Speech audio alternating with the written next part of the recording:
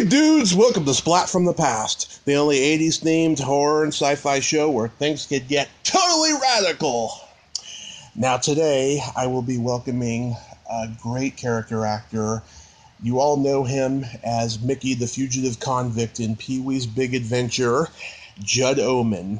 And Judd's been in so many great movies besides Pee-wee's Big Adventure. He was in Dune, Howling 2, Red Dawn, Seems Like Old Times, The Underachievers, and so many great other things. And I'm going to have him on the show today to talk about all that stuff. I had reached out to him several months ago to do it, and he had to reschedule a couple times. And we're finally going to make it happen today, and I'm so excited. He's a national treasure of an actor, I think. And it's going to be an honor to talk to him and stuff. This is the last show for July. July was a great month on the podcast, but August is going to be even better. I keep topping myself every month throughout 2020, despite all the hardships with COVID and everything. I can't tell you how lucky I am. It's just amazing, beyond amazing. You know, I'm probably the richest guy there is in terms of the podcast, not financially.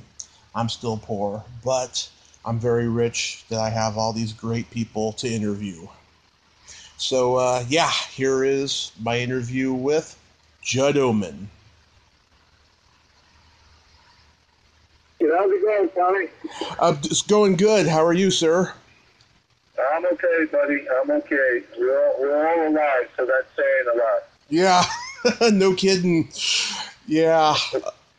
This is such a great honor, sir. Thank you for taking the time to do this finally. Oh, my pleasure. I'm sorry it took so long. It's just, things come up and you just got to deal with whatever. You can't please the world. And I always figure as long as you're honest about it, then, that's the best you can do. Exactly, yes. Life does get in the way. I know that. But, going back in time, did you gravitate toward acting early on in your childhood? Well, not really. I think what had happened with me is, I was raised in a Catholic orphanage. I went in when I was like 5 and got out when I was like 16. Mm-hmm. And so I went back to the neighborhood, East Harlem, New York, and, started living my life. I lived with my aunt for maybe a month, and then I started living on my own. And so I needed to do what I needed to do, but what had happened was that I wound up having a strong bond with the guys in the neighborhood. I mean, I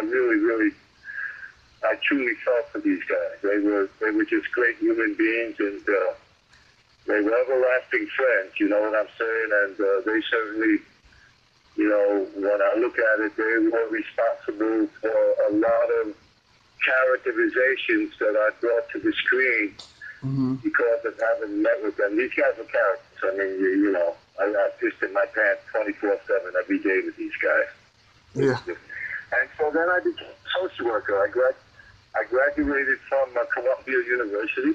Mm-hmm. And I got out. I did that to go back to the neighborhood and help out the junkies. It was, towards the end of the 60s. And so everybody was shooting up, so I figured, why not? And so I went back to the neighborhood as a bona fide social worker, and I began to, help the guys out, as many as I can, or as many were still left, because most of them had already OD'd, and they were already in paradise somewhere. And so then I met up with this wonderful, his name is Dr. Diaz. And he sort of ran East Harlem in New York. And he was like the main social worker. And was responsible for the neighborhood. And so he had to go to the Senate subcommittee once a month. Mm-hmm. And so in my young age, I started following with him. And little by little, he helped me with everything that I ever did. Getting into the college and becoming a member of the Senate subcommittee, one of the youngest members ever. And, it worked out. I got my program started, the first Methadone youth program for youths. And then after that, I just couldn't take it no more. It was just too much to go home every day and feel bad about, watching people who, you know, abused and say, this wasn't my deal. So I quit. Mm-hmm. And so the day I quit, I went home, and my granddad, who was my best friend the day he died, and even though he's dead, he's still my best friend. And he said, what's going on? I said, Granddad, I just, I called it quits on this whole deal. And he said, well, good. And I said, well, what do you mean, good? He said, well, now you can move on. He said, life is about a lot of doors. You go in one, you shut it, you go into another. It's not about staying still. And I said, yeah, but what do I do now? He said, no, become an actor. And I had never given it any thought. Yeah. Wow. And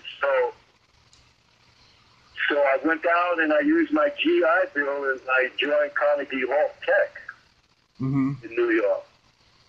And so I started studying there, and about 2 weeks after I was in class studying, I got my first movie. Wow. I got a movie with Robert Duvall. What movie? It was called Badge 373. People don't even know I did this, you know? Yeah. My name at the time was Fernando Casanova. You know what I mean? Yeah. and so I worked with Duvall, and we became good friends, and guess who the director was? Believe it, I don't know if you know him, but Howard Koch.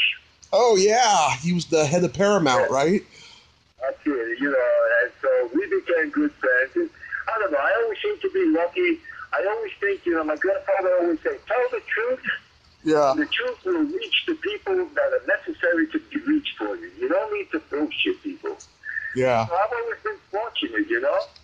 And Yeah. so I did that movie, and then about 3 weeks later, I did another movie. Which movie? And it was with Lee Redgrave called Happy Hooker. Oh, yeah. Yeah, so you know I'm going back. Yeah. And so I hooked up with her, and she was a sweetheart. And they called me to do this extra part. This was actually before the first Duvall movie. And they called me to do an extra part, and it was about playing John going into a room, an isolated room, and making a Sunday on a naked woman. So I said, okay, why not? So I go in there and I do the scene, and as I'm doing the scene, they come in and they hand me a page of lines. So I'm like, holy crap. So I read the lines and blah, blah, blah, and blah, blah. And there was a wonderful New York casting guy by the name of Vic Ramos. If you look him up in Wikipedia, you see that he did all the movies in New York. And so a friend of mine took me to meet him. And so he said, listen, I got this part. If you want to do it, there's no words to it, but I said, hey, I'll do it. And so that's how I got the part. They gave me the words. And so I did the scene. And then it was only like a one-day deal. Right. And so at the end of the week, I went down to collect my check. Now, you got to remember, this is only 6 weeks that I've decided to become an actor. Yeah. Okay? And so I go and I pick up my check, and as I'm leaving, Vic Ramos says, oh, and by the way, here. And he gives me this little envelope. And I open it up, and it's my Screen Actors Guild card. Wow. 6 weeks, my man. Yeah. So I'm like, holy smoky. So I continue to study.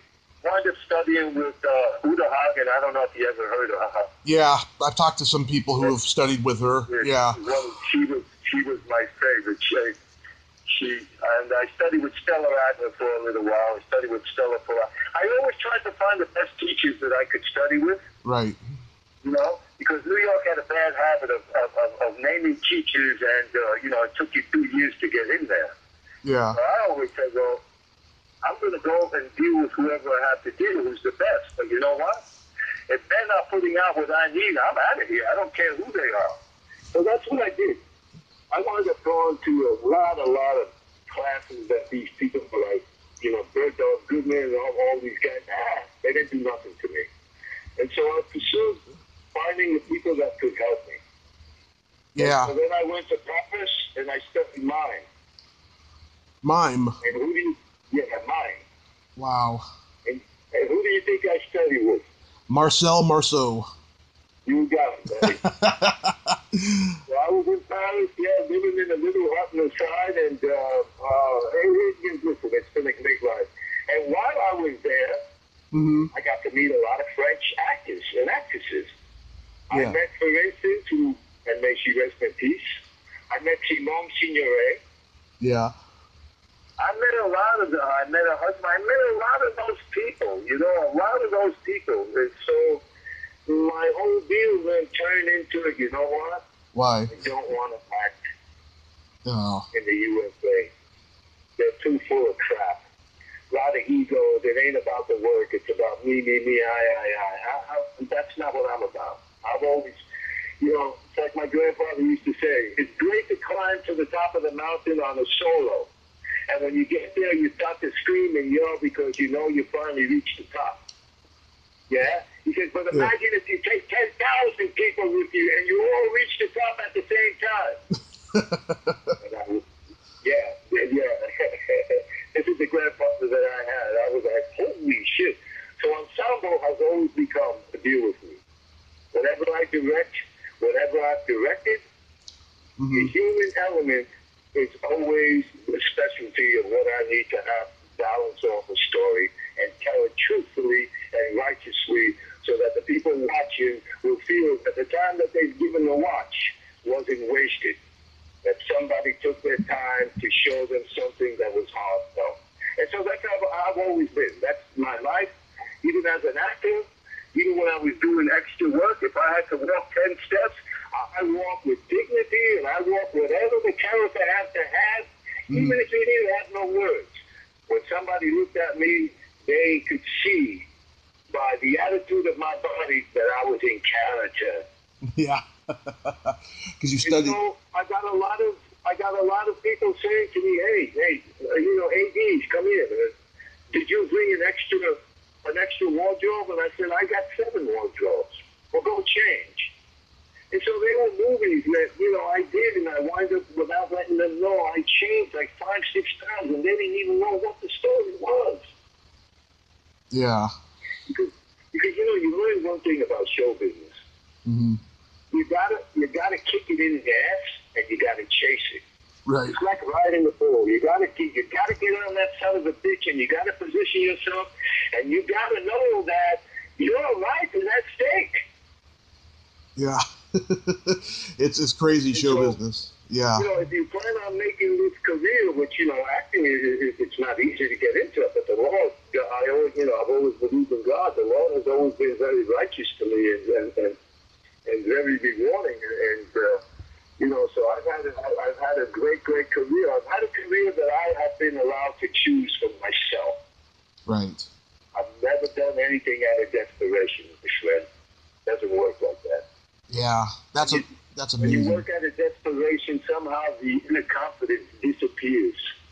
And you wind up feeling really alone. And then you really don't have shit to give. You know what I mean? Because you're taking the battery, man, and you've allowed all the energy to be sucked out. So anything that I've ever done, no matter what people say, oh, it's small, it's very big to me. Yeah. That's the way I envision it, Yeah.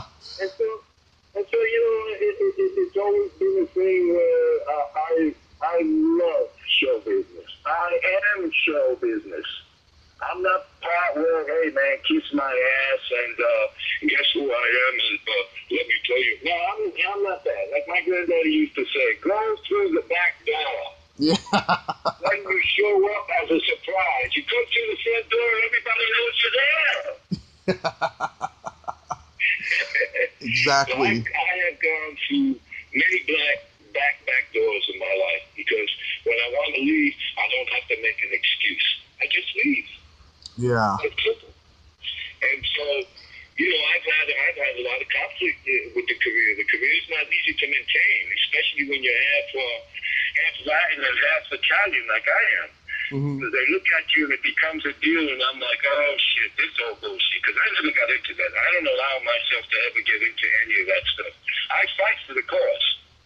That's good. Nobody has ever brought me down in terms of, hey, you're a lousy and laughing and this, no, that could never happen, man. The pride that I have would just never allow that to happen. Yeah, that's I good. would never allow that to happen because I know that the investment given to me by my grandmother and my grandfather is something that I will continue to do and maintain to the day I die because of the care that they put into me. And they were willing to show me that they believed in me. You know what I'm saying? Yeah. I had the best grandfolks in the world, my friend. I got to tell you, they were the best friends I ever had. They were so old, they were infants. Yeah. You know what I'm saying? Yeah. So they were very young at heart, and so I just I connected with them in a very, very honest and sincere way. Mm-hmm. My grandfather was a genius when it came to doing business, a damn genius. And he didn't make a big deal out of it. He just did what he needed to do and bing, bang, bang, and I was his favorite nephew, and so, you know, I went to do a movie in Czechoslovakia in 1985. Oh, the Howling 2? Yes. Yes. And that, I'm telling you, and it turned out to be a nightmare. And I tried to tell the guy that I liked that because I worked hard on that movie. I played played one of the vampires, you know? Yeah. And with a wonderful, wonderful woman, and we stayed friends, and we're still friends. She's become a writer. What the hell? Oh, Annie McEnroe? The black girl. Oh, Marcia Hunt. Sweet Marcia, my sweetheart. Yeah. And we've kept in touch all these years. She's in Paris right now writing a book. She writes you should check out some of her writings, man. You'll be blown out. Really? She's a good writer, huh? Yeah, man. She gets there. She writes these books, man, like bing, bang, bing, bing. Oh, I love her, man. I love her. And so when we were doing the movie, they were going to get rid of her. Yeah. You know, they had the other one. I forget what the stripper was. Oh, Sybil Danning? Who? Sybil Danning? Yeah, that's a big pain in the ass. She had a boyfriend there. I heard. Midget, who was a manager who used to just beat the shit out of us, and then we'd have to stop shooting. Yeah. And so they decided to gang up on Marcia. So I get to the set and I see her and I go, "Where you going?" She said, I'm out of here. I go, "What do you mean you're out of here?" Yeah. And she said, "Yeah, they fired me." I said, "Bullshit." And so I called the producer. I think his name was Steve Lane. Yeah. And so he said, "Judd, what's going on?" I said, "Yeah, get me. I'm leaving with Marcia." He goes, "What do you mean you leaving?" I said, "Man, if you're getting rid of her, you're getting rid of me. There's no way that you're going to get rid of Marcia. And I'm going to stay here. That ain't going to happen." All right. So we got Marcia back. Yeah, Philippe Mora and I have talked. He told me about the whole process of that movie, and it was kind of nightmarish. Yeah. You know, I tried to tell him, because the one thing I learned a long time ago, I went on to a set once and I started doing my directing deal, and the director was a friend of mine. He was a deal, and finally the AD came and said, "Hey, Judd, I just got to tell you, man, you stay out of this. This is not your show. Why the hell are you giving?" And I was like, "Oh, shit. I'm so sorry." I said, "I didn't even think. I was just thinking how I could help." No, Judd, it doesn't work like that. And so I learned then to shut the hell up and not go and tell, anybody what to do. Yeah. Unless I'm doing something, because that's one thing. Unless as an actor I'm doing something, you bet your ass as a director you're going to answer my questions. Otherwise, I'm out of there. And it's not a prima donna. Yeah. If I can work my ass on a script, then you could at least give me some, advice on what's going on, what direction I'm headed into. I did Dune with, what's his name, David Lynch. Yes. And Lynch didn't have a damn idea of what was going on. And so I said, "No, this ain't about guesswork." And so the next thing between you and I've never told this to anybody, the next thing you know is I was directing some of those goddamn scenes. Wow. I'm doing. Yeah. Because he couldn't get the goddamn actors to do what was necessary to do, and at critical moments between you and I, it was a piece of shit. We all know that. It was all over the place. Yes. Funny way. And it was because of certain reasons, He had no business doing shit, chasing chasing young guys on the set. You don't do shit like that. You know what I'm saying? But I told him, Yeah. this is where it's at then in Green Bay, and so he respected that, and I was allowed to do my deal. And then I got into an argument with, who was the midget, the big producer, the Italian producer. Oh, Dino De Laurentiis. That trick. What a crumb. Yeah. Well, I gotta go. You want to hear a great story? Yes. Great story. Yeah. So I'm doing the scene, and all of a sudden I hook up with the girl who's doing the payroll, because she said, they're taking $5,000 Yeah. a week away from you. I said, what? I didn't know this. And so I call LA, and I speak to the manager. I think I was with William Morris at the time, and I said, what's going on? He said, well, listen, we didn't want to say anything because Dino was ready to send you back if we didn't accept the $5,000 less. I said, to hell with Dino. You should have told me. I could walk home. And so they said, well, no, please take it easy. It's a big, important movie. I said, you don't understand. I said, what is it with you guys? Is it all about the money and you forget me? Where, what? And so I got to tell you, I was livid. So I got on the set, and David said, Judd, I said, no, I don't want to talk about it. This is, so I told him the story, and he said, don't worry about it. And so I said, so my day came, and I was relieved, and so I took off to Cuba. Why not? So I go to Cuba, I'm hanging out in Cuba, and about the second day, I don't know if it was the second or third day, the second day they come up to the hotel and there's this big deal. They're looking for me and boom, I'm thinking, holy shit, I'm going to get arrested. And who is it? It's Gino and his flunkies. Oh. He says, you have to come back. I said, what? Come back for what? He said, hey, what's the, pages? They go out to special for you, more pages. I said, no, I'm not going back. She said, what? I said, first of all, if I go back, you're going to give me my money that you took, my $5,000 a week for what, like 10 weeks? And then the extra part that David has given me, like you say, wrote it in, I will then deal with you. Not with you, Mars, I will deal with you. Yeah. And we get on the boat, we get on the plane, and we come back, and he bang, and I get my money up front that he dropped for me. Yeah. I get the other money, I make a deal, I do the film, and I leave. And about a week before the movie's going to come out, I get this telegram. It says, Dino De Laurentiis, you have been cut out of the movie.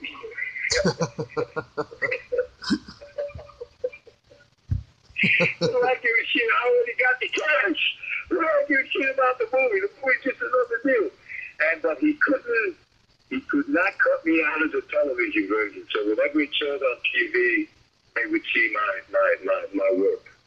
Yeah. It's always things like that, that I have to constantly, you're constantly in this business, you're fighting for something, especially when you hold on to your integrity. Right. And your belief in yourself. And the fact that there's nobody, because I once got into a big deal. I was offered a movie by Spielberg. Mm-hmm. It was called, oh God, that woman, the two guys, Goonies. Oh, the Goonies, yeah. Yeah. And so I'm waiting for him. He shows up an hour and a half late. He comes into the office at Universal. He gives me the nod that I should get up off my feet and rush to his ass. And so I stay sitting down. And so he comes down and he says, what's the problem? And I said, you're giving me these dog signals, these hand dog signals. He says, oh, I'm sorry. And so we get in there, and I sit down and immediately goes to the phone. Yeah. So I get up and I leave. He goes, where are you going? I said, you know what? I don't want to work for you. I said, you're a very disrespectful person. The guy turns blue. And so he says, wait a minute. I said, no. Thank you very much. I appreciate you calling, but I don't want to work for you. And so I leave. And about a week later, yeah, I get a call from Paul Rubens, TV. Yeah. He says, Judd, he says, I wrote this part in it for you. please do it. There's no money. I said, well, if there's no money, I don't want to do it. He said, well, but just go in. He said, do it. So I was at Warner. So I go up to Warner's and whatnot and acting like, nothing's going down. I don't know Pee-wee. And so I go up and I do the reading with him. Yeah. And they're like, holy shit. And so I leave and they contact me and they say, you don't have no representation. You know why? I said, I don't have no representation. They said, well, that's none of our business. I said, we want you in the show. And so I said, well, so I met with them again. Mm-hmm. And they gave me some deals and I said, no, that's not it. And so then I met with them again and they said, okay, we'll give you this. We'll give you a point and a half for the show and we'll give you X amount of dollars. And I said, all right, let's do it. And so I'm doing it. And the first day that we're shooting at Warner's, who comes in with his flunkies? Steven Spielberg. Yeah. Comes in with about 10 of them. And we're shooting up there, and what's his name? Who directed Pee-wee's Big Adventure? Tim Burton.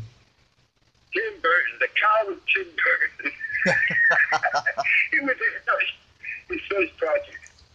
So, man, he was intimidated to the bone.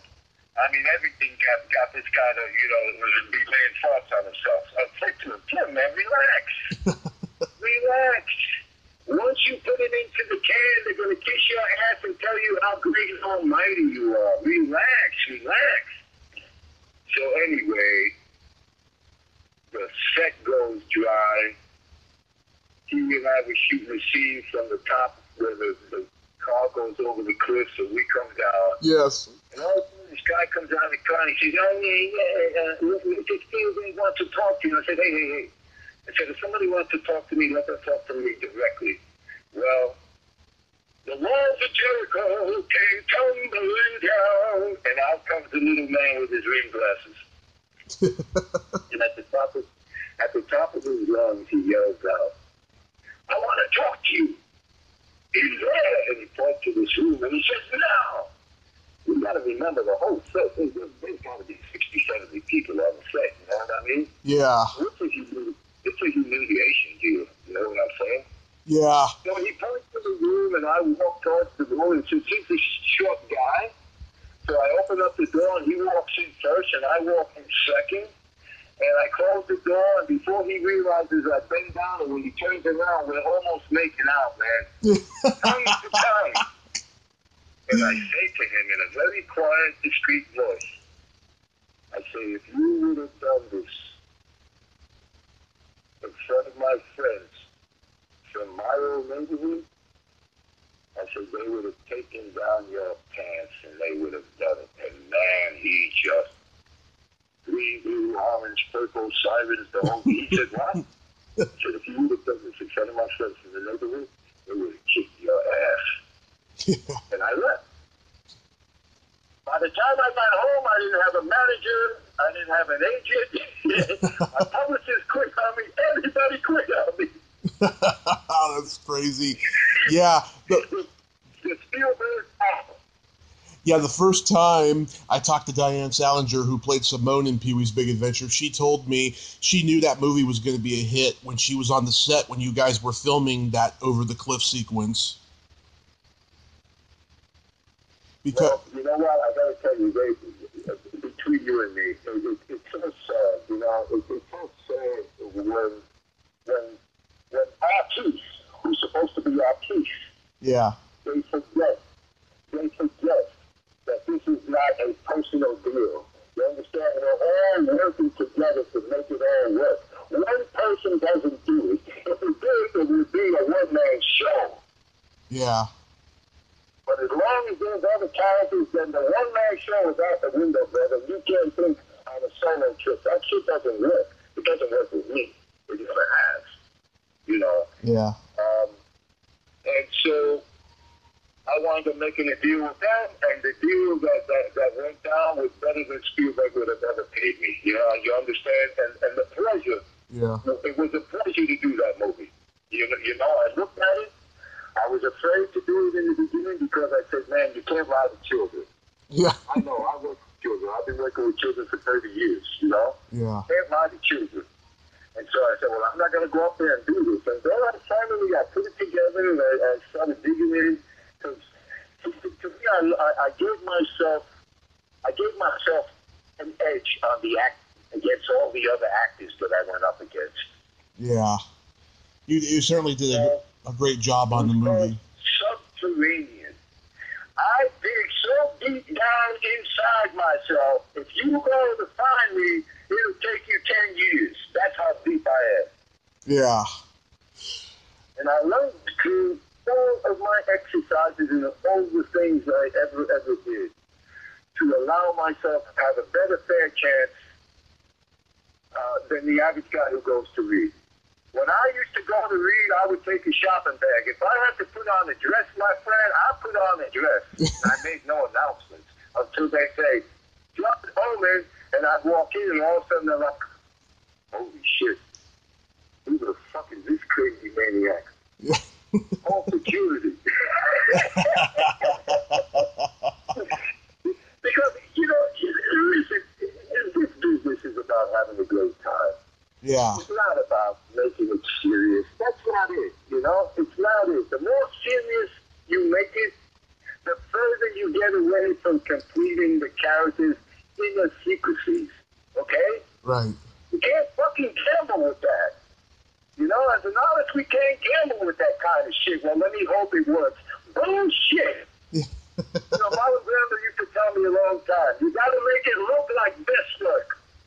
Because you don't want to hear yourself bragging. You got to make it look like guesswork.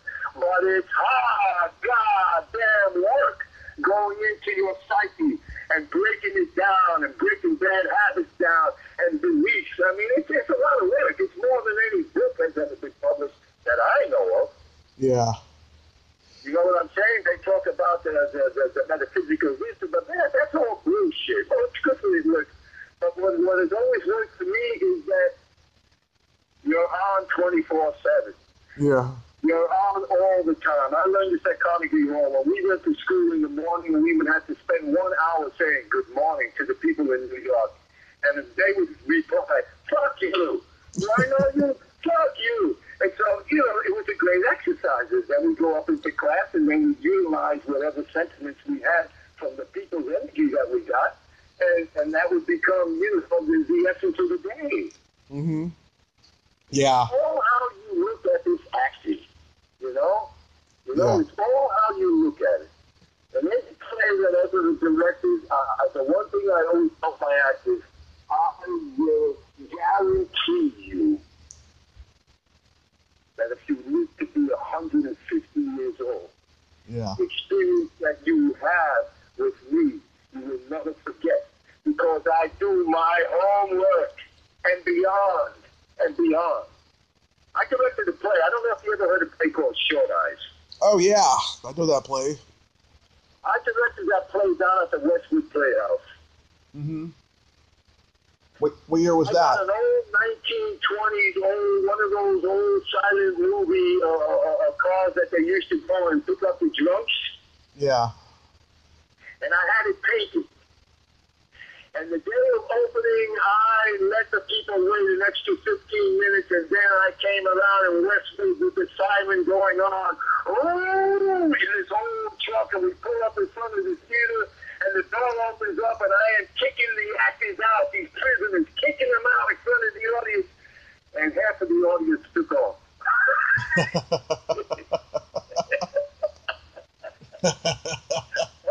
I swear to God, I'm not lying.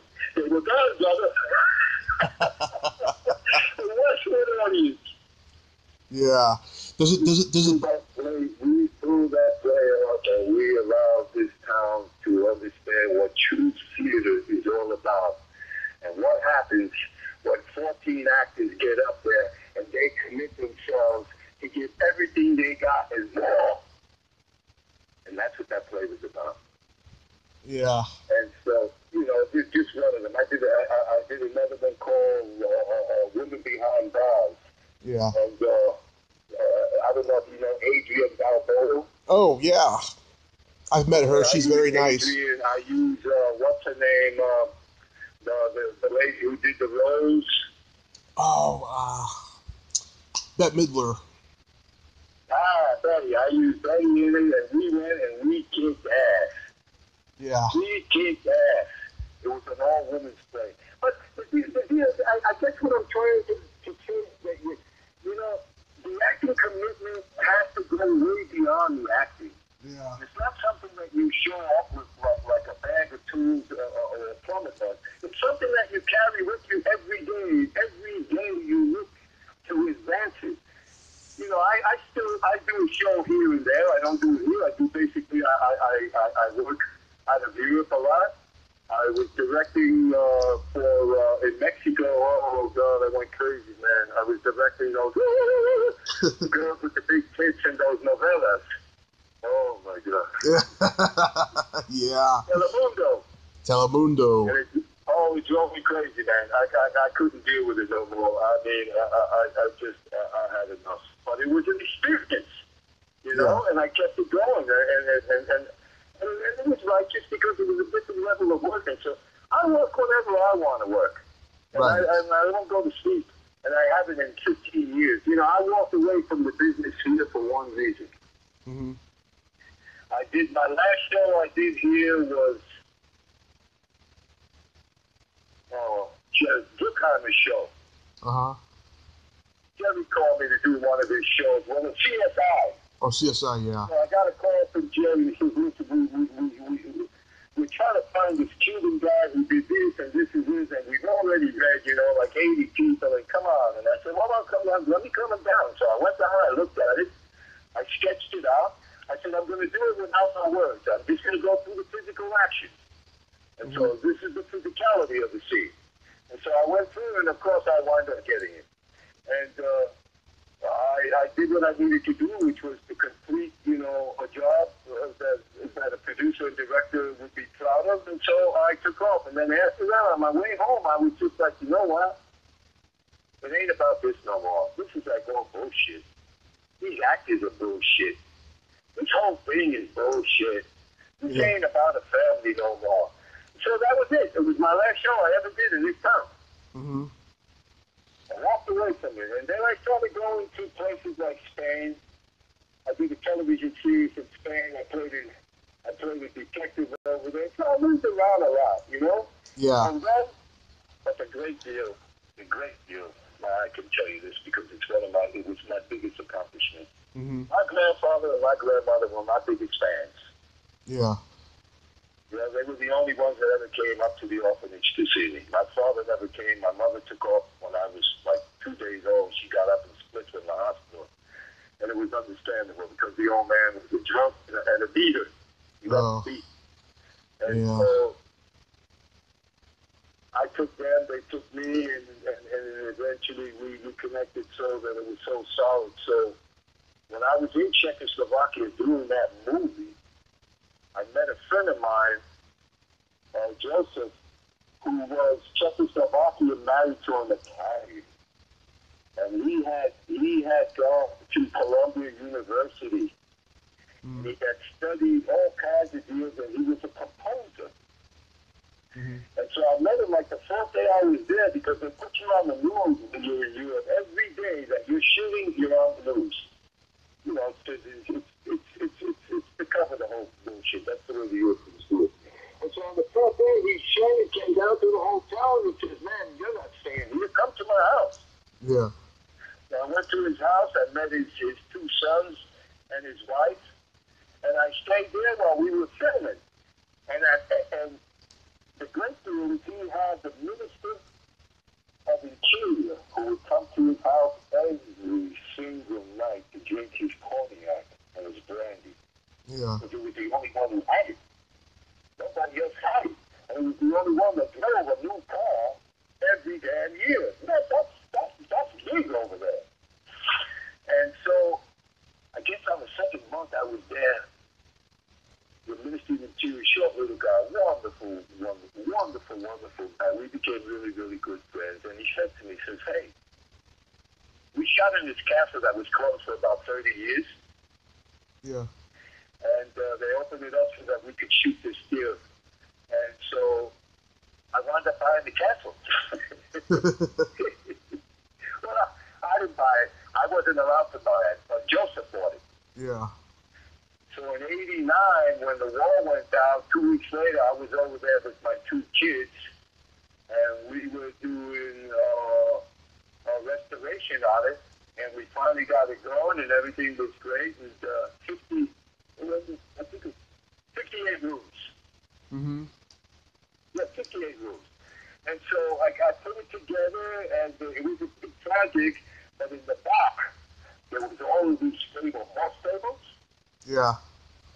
So I converted them into living spaces, so that the people could come and live there rent-free, but they would have to take care of the grounds. Wow. And that's how I maintained the place. So when I got the call from my aunt that the family was trying to put the old people in a home, Mm-hmm. I flew to New York. I picked up my grandma and grandpa and said, come on, we're going on a trip to Europe. And that was the last that they ever saw in New York. They stayed with me till the day they died. I buried both of them in the castle. Both of them. Oh, my God. And so my pleasure was that I had given them the happiness that I always worked hard to be able to give to them. And so my main dream was fulfilled. My main dream was fulfilled. And so my granddad was very, like I said, he was just very fortunate. You know, he used to buy a building. Every month he would buy a building from the city for $1. Mm-hmm. And it was usually a shooting gallery or something. And so he became very wealthy over the years. And so that was that. But the greatest deal that I could honestly tell you, and I have already written a script, and I've already started shooting it. Mm-hmm. And when I was taken to the orphanage when I was 5 years old, Mm-hmm. the nuns walked me down this long, long corridor. And they kept saying to me, oh, don't worry, we'll move you when another space comes up. And I was like, what is going on here? And then when we finally get down to the end of the hall, there were these little rooms. It was two to a room. And so she takes me into this room, and there is this black as can be, Mm-hmm. this Panamanian guy. And he's got all the disease, I don't know what you call it, where you get all these bumps on your face and on your back and on your head, and you're all over. Yeah. And so then I understood, so this is why these nuns want to give me another room. I swear, even at that age. And so I said, no, I'll stay here, sister. This is okay. I'll stay here. I was a pretty little tough son of a bitch at 5 years old, you know? Mm-hmm. I never had to go home. My father was a drunk, so I never went home. I stayed in the street all night. It was good. It was great. And so, what was I saying? Nello Bondini. Mm-hmm. Just remember that name. Trust me when I tell you this. Mm-hmm. Whenever you find yourself kind of like reaching for that extra desperation breath, say to yourself, Nello Bondini. And then call me or leave a message and let me know the whole trip that you went through just repeating that name. Because this guy was a fucking saint. With all that we would look at from the outside, him looking at all his infirmities, and yet this guy inside was the happiest man, and I'm not giving you the BS. Mm-hmm. This was the happiest man I ever met in my entire life. And the teacher, without preaching, was him. So we hooked into friendship, and man, I couldn't stop laughing. This guy was so funny. He used to talk like this. I said, man, I can't understand you. I said, I still can't understand you. And we go through this shit all day long. So I'm dying laughing. He said, look, tell me what you're with me. I said, you know who I am. What did you really tell me? I said, because you're the ugliest black guy I ever met. And he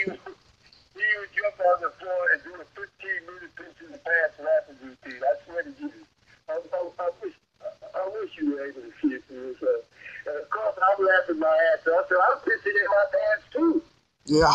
And so it was like that all the time with this guy. I tell you, he was God sent to me. So now we hit 16. Mm-hmm. Now we need to get the hell out of there. They're telling us, oh, it's time for you guys to leave. What do you mean leave? Yeah, you got to go do your high school and all that other shit somewhere else. Yeah. Okay. I got my grandfolks. Mello ain't got nobody. I got problems. I can't let nobody take Mello home and make fun of him. Nobody's going to take him home because of his infirmities. Ain't nobody going to do it. And so I had a big dilemma. Yeah. So I get back to New York and I tell my Uncle Vinny, I said, Vinny, we got to get Mello. Mello ain't got nowhere to go. So what do you want me to do? I said, we got to figure out something, but Mello ain't got nowhere to go, man. He says, all right, relax. So we figured out something. We got two people. My uncle paid them whatever he paid them, and they went and they adopted Mello in 6.5 weeks because nobody was going to want Mello. And so at 6.5 weeks, he came to live with me. Came to live with me. So he became part of my deal. I had to shave his face as the best I could and bathe him and do shit like that. But I didn't mind because what I was getting back, I could never repay, you know? Yeah. He had one skinny deal all the time. He used to say every fucking day and drove me crazy. I don't understand you, man. You go again. You better here in Panama. I said, you want to be buried in Panama. I mean, how many fucking times are you going to tell me? And so I'm taking care of him, and he's living with me, and we're there in about our 11th month. Mm-hmm. And we're going to a party. Because wherever I went, Mello went with me. You understand? Yeah. And so I sent him downstairs. I go, here, go buy this and bang. And he goes downstairs to the drugstore and he walks into a robbery and they blow his fucking head off. Oh. That's terrible. They knock on my door and they say, Mello's been shot, man. And I go down the street jumping like a jumping bean and I grab him. And I yell, Mello, and he comes to a halt. And the little bit that was left on the corner of his mouth, he gave me this, like, shit-ass grin that, hey, man, I'm glad we got to spend all the time together. Mm-hmm. And he passed away. Oh, so sorry, Judd. And so I have one last thing to complete. And that was to take his black ass, loving, beautiful ass back to Panama and bury him. And you did that. So I went, we sent two friends of ours down a week before, mm-hmm. and they had the tombstone with everybody's name. 17 of us from New York went down to bury him in Panama. And this is the story that I'm shooting now. Mm-hmm. Oh. Because the one thing I've learned about this business is that they forget. They forget what the human element of telling a story is about. Two men hugging each other saying, hey, I'm so glad that you're my friend. That's not a gay scene. That's a scene that we don't see no more because guys are too chicken shit to feel good about each other and learn, I don't want nobody to think I'm a queer. Who gives a shit about nothing? You know, my grandfather once told me, he said, Nando, it's very simple. The day that you turn around to explain yourself to anybody, God help you, you have just joined the masses and you are in trouble. And I never forgot that. Oh. Because the bottom line is we don't need to belong to no club.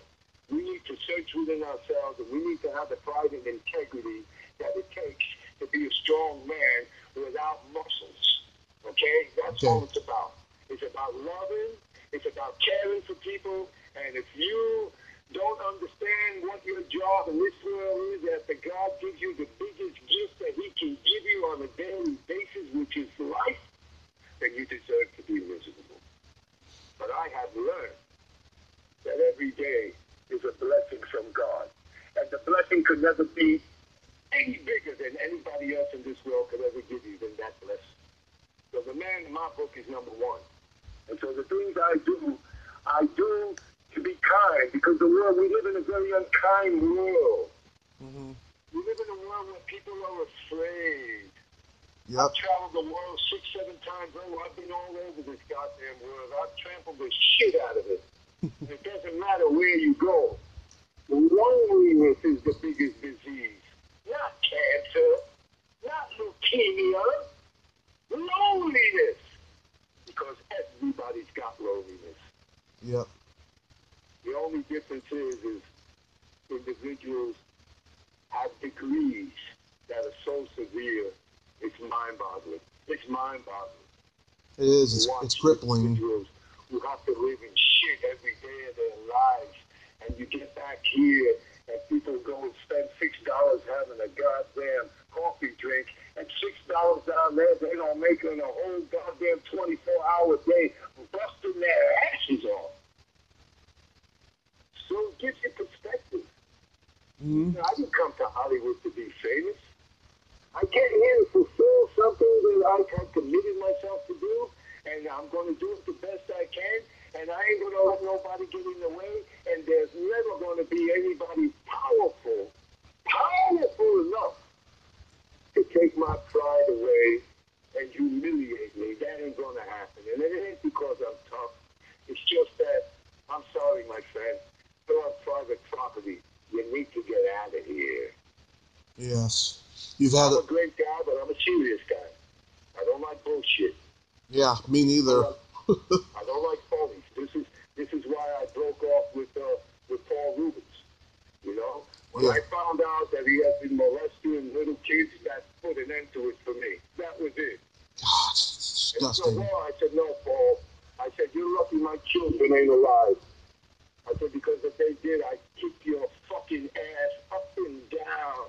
I said, you get away with it because you're in Hollywood, but in my book, you're a piece of shit.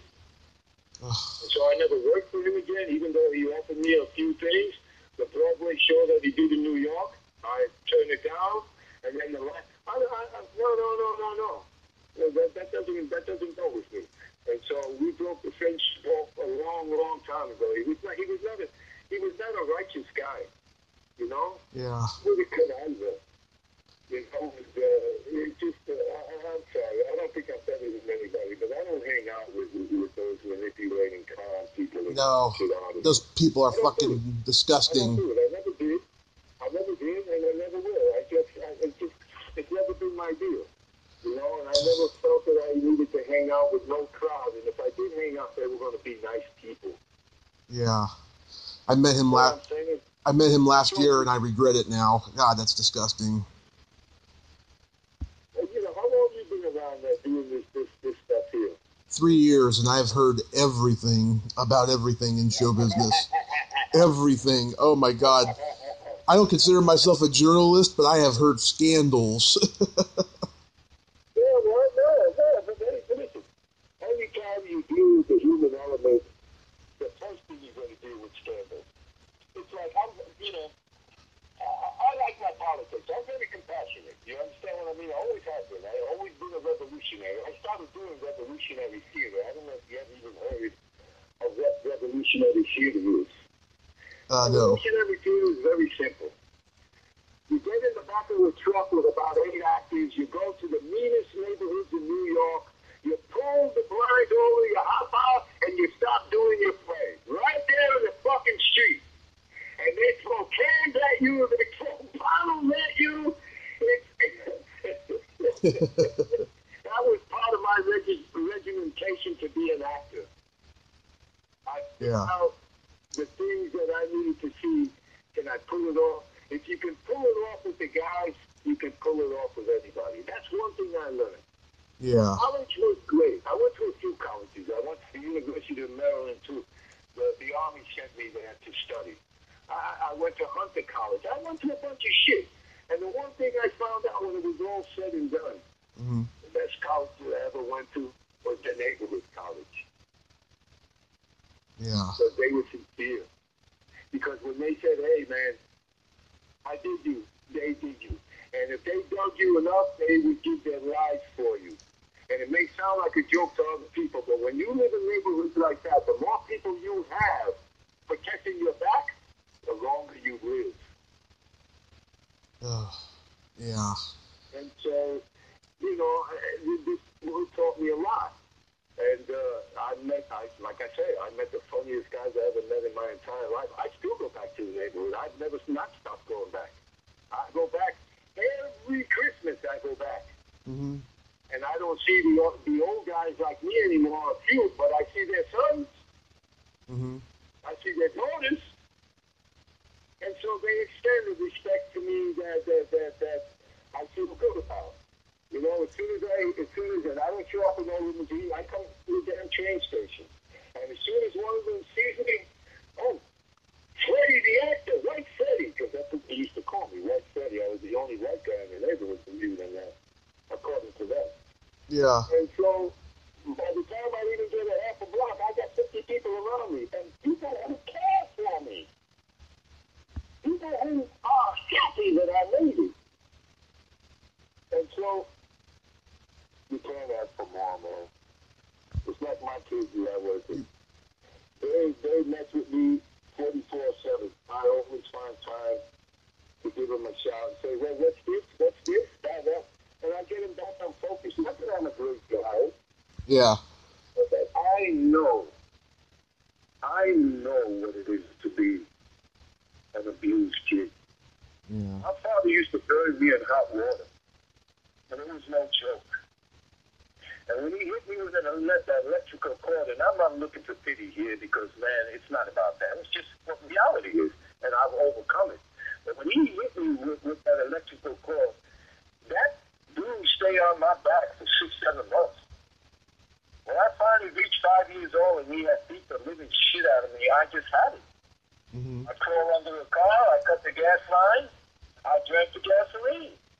And when I woke up, there was a judge, there was policemen, there was welfare department, everybody and their mother was there, and they're telling me, guess what? Your father doesn't own you no more. You belong to the state. Oh. And so that's how I wind up in that beautiful place, St. Agnes for boys, all boys home. Greatest thing that ever happened to me. Wow. That's incredible. Invested in me, man.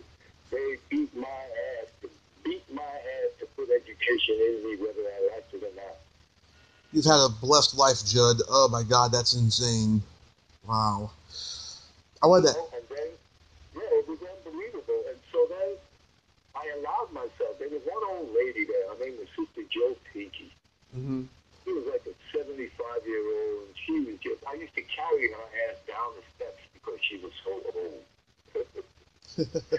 But she taught me calculus, I think, in the 5th grade. And so when I got out to do my adventures in college, and I was kind of bored with it all.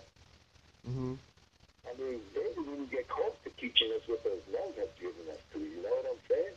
Yeah. It was to my advantage. So I took advantage of it, you know? Yeah. I wasn't walking around like my poor friends that I was there, man. Don't see you later, do not see. Yeah, well, he come. I don't know. That was never me, you know? Yeah. Like when I decided to become an actor, I said, if I can't do it all, I don't want to do it. So I went and I picked the best teachers. I had the best goddamn teachers.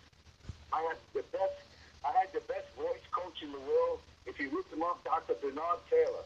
Look him up at Juilliard. You will be blown out who this guy used to teach. He used to teach all of these international opera singers. They would come in and take an hour lesson with him to get on a plane and fly back to Italy to do a goddamn performance. Mm-hmm. And so I was an opera singer, and she came in with her, and she said, listen, because I used to talk like this. Hey, what are you, a white guy? This is the way I used to talk. New York. And so that ended. I met Dr. Bernard Taylor. He gave me what I needed to have, and it took me about a year. And it just, the development came. And so, I've always tried to be as honest as I can to show business as I can. You know what I mean? Yeah. But I love it. I love figuring out all of these levels. There's so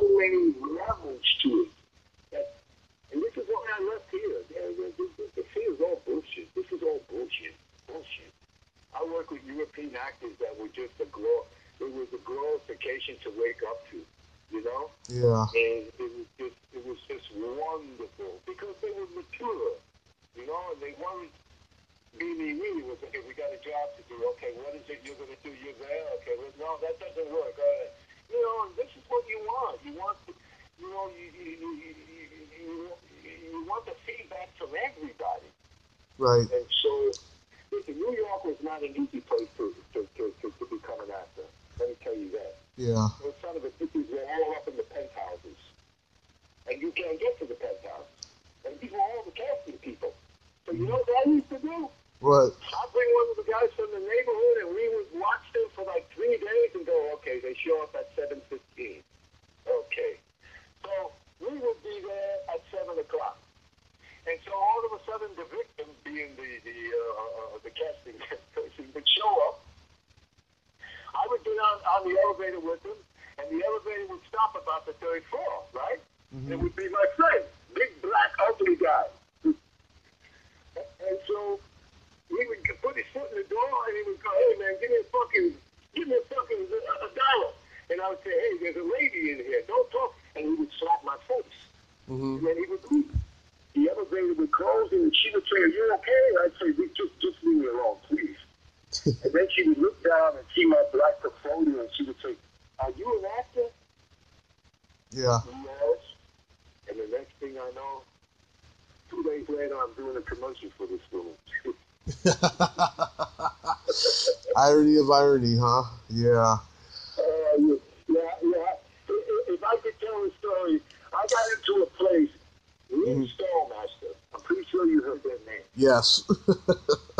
Okay? Yeah. Lynn Stallmaster was originally from New York. The biggest Dune movies. They had it all under their control. You couldn't get to see these people. Yeah. And so I got in, and they had an eye looking down at you. And I used to go in, and they go, you got an appointment? And I go, no. And they go, get the hell out of here. They chase you. They fucking chase you. I'm laughing because I used to run. I was so scared. I got a big killed. And then they had the plan, and I said, fuck you.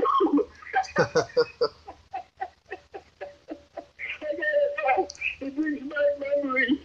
And so anyway, about 4 or 5 months later, I get a call from these people, and they're doing a television thing called Black and White. Black and White, about a black guy and a Latin guy. And so they call me in, and I go, hello, and they go, you got in the foot. I'm so oh, okay. So they let me in. And we go to the bottom, and she goes to the back office, and she says, can you sit there, please? And I said, yes. And she's telling me this conversation. She says, oh, I'm so afraid. She says, I got the payroll. I got $28,000, and I've never had this much money in cash, and I'm afraid. And so I'm listening to this story, right? Right. And so she asked me to come upstairs, and we're going to take it. Those were the days where they used to take me. And so I go upstairs, and she takes me, and she said, do it this way, do it that way. I do it about 5 or 6 times, and she said, okay. Thank you very much. I said, thank you for having me, and I'm ready to leave, right? Mm-hmm. And I'm going down the steps, and I remember the $28,000. So what do?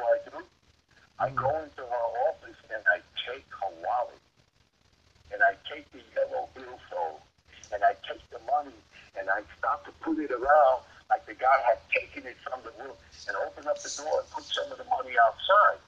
Right. Go back halfway up the damn stairs, and I fall down, and I yell, ah!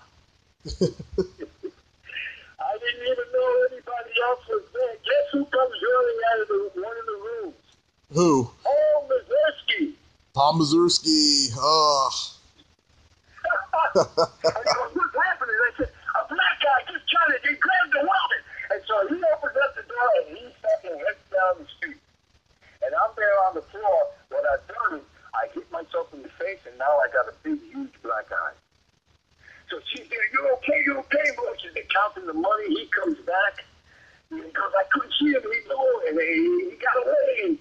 All of a sudden, and this is no bullshit, Mazursky looks at me, and he gives me the blink of the eye. Yeah. And I'm like, oh, shit. she counted that money and it was all there, I became a savior. I became a savior. And a week later, I was working on the movie. Hello? Yeah. So these are the things, and these are the things that I have tried to pass on to a lot of actors. I go, you know, what's going to make you different than 80 people that are going in to read for the same part? Mm-hmm. And I wish do you remember who, what the hell was her name? Murphy, the one who died from the drugs, the girl, actress? Murphy. Oh, God. Yeah, she became very big. So I got a hold of her, like she couldn't do the regular parts. I told her, you know what, you got to stop playing these good guys. You got to stop playing these mean bitches. Yeah. You got to stop. Brittany Murphy. Oh, yeah. And so, yeah. And so I started teaching her acting. The bitch would not stop working. Because she had my instructions. I'm going to share this with you. I've only shared this with 2 people in my entire life. Okay. But I want to share this with you so that you can get a clear perspective on how some of us artists take the business to a level that's beyond fucking space. Okay. Beyond space. I'm ready. Without being in front of the camera, but beyond space. Yeah. Okay? Okay. This was my secret. Show business is the name of the game, right? Right. So you go in to read, and they call you, and they go, Judd Omen, and you walk in. And now this is where show business starts. The show. The business is left apart, but the show.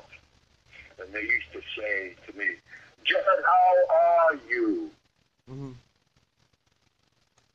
And I would immediately, depending on what the part was, if it was gay, if it was this, it was that. How are you, Judd? I said, well, I would like to say that I'm okay. But after seeing this young kid, 19, 20 years old, get hit on a motorcycle, go 15 feet in the air, and nobody help him, it just, I can't read this. I got to go home. I'm sorry. I get up and I leave. Mm-hmm. The next day they would call me down, I'd go down, and now again they would say to me, Judd, how are you? And I go, well, you know, the deal is they give you a piece of paper to read, okay? Mm-hmm. You're lucky if there's 2 colors on it that you can switch from left to green in 98% of the damn scripts. Yeah. Okay? And so the bottom line is, how the hell are you going to score reading 2 goddamn 5 lines, 10 lines that only have 1 or 2 significant points? It's very difficult. Right. And then what happens? It comes down to a physicality deal. They start to say, well, that's a better looking guy since they're both, let's take the, and so I was like, well, no. And so what happens is the story allows you Mm-hmm. to play the different colors of the scene without them knowing it. Because all they've asked you is, how are you, Judd? How are you, Judd? Oh, you wouldn't believe it. I said, a friend of mine hit the lottery last night for $250 million, and because the part was a happy part. But you weren't going to find all those colors of the story that I was doing in that piece of paper they gave you. Mm-hmm. So 9 out of 10 times I scored. That's good. That's really good, Judd. That was my secret, brother. And it worked because I passed it on. I even passed it on to Johnny Depp. I used to tell Johnny, you know what, Johnny, listen, you're a good-looking guy, but you know what, fucking looks get old after a while.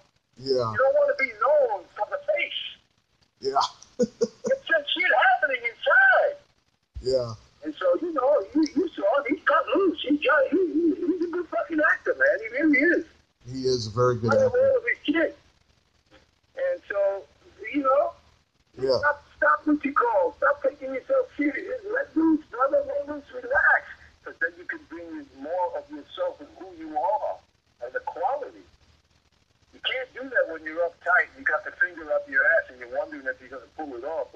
shit is that? Yeah. That's not it. It's like anything else. My Yeah. grandfather used to say to me, you know, Nando, he says, your mother took off when you were 2 days old. She got up and she left you in the hospital. And I'm pretty sure you always wished you had a mother. And I said, no, Granddad, I don't want to talk about it. He says, come on, what do you mean you don't want to talk about it? He says, of course you do. And I said, no, I don't want to talk about it. He says, well, okay, if that's it. And then I realized he always had something to say. So I said, okay, Granddad, what is it? He says, well, your mother needed to do what she needed to do. And I said, yeah, well, I've come to terms with that. And Yeah. I just got to know, old time is a deal. I forgot my training for, and it's too bad because it was. Well, there's a couple quick things I want to ask you. What was it like? Ask me. What was it like working with Chevy Chase in Seems Like Old Times? Oh, God. I can tell you a story there. If it's private, you and I can share it, then I will tell you. If not, then I'll just give you go ahead. I'll tell you. You want to know the real story? Okay, yeah, go ahead. All right. Real story between you and me. I haven't spoken to somebody in an interview in a long time. Well, no, I did one in Rome Yeah. last time. Anyway, I got called down. I went to visit at Warner's.